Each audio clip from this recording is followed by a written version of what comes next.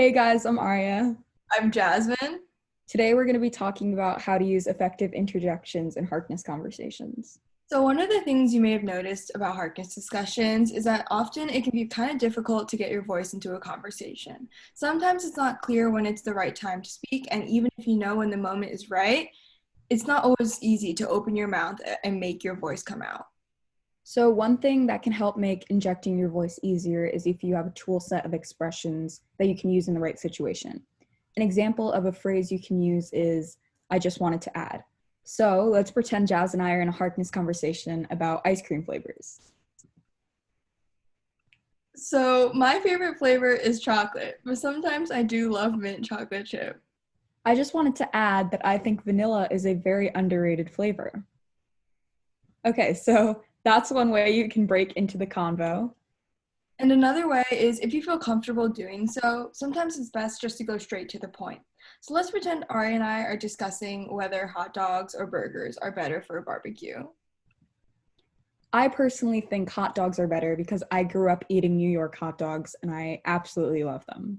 Yeah, that's a really good point. But if I think about it a little bit more, I really think chicken tenders are always the way to go at a barbecue.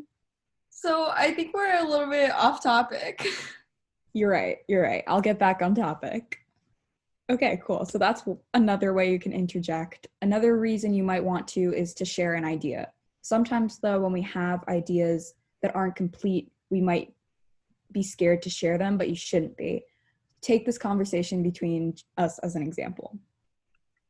So I tried making chocolate chip cookies the other day, but they kept burning on the bottom. Maybe the oven temperature is too high.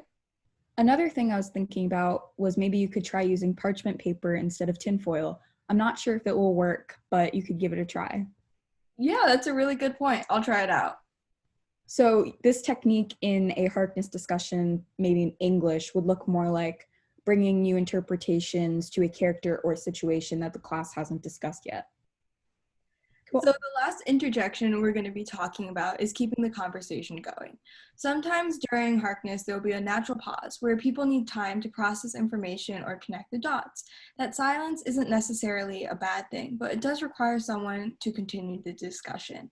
An example of this is, Say Jazz and I were having a conversation about our favorite holidays. My favorite holidays are Thanksgiving and Halloween, and I say this, but after I say it, there's a long pause. So Jazz says, Aria, can you draw any connections between why those two are your favorite holidays? yeah, now that I think about it, I can. On both of those holidays, not only am I having a lot of fun, but I also get to eat food on them.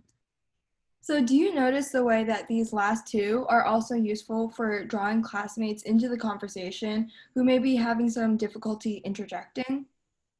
Like any other skill, the more you practice at the Harkness table and use these phrases in your language, the more comfortable you'll feel. Yay!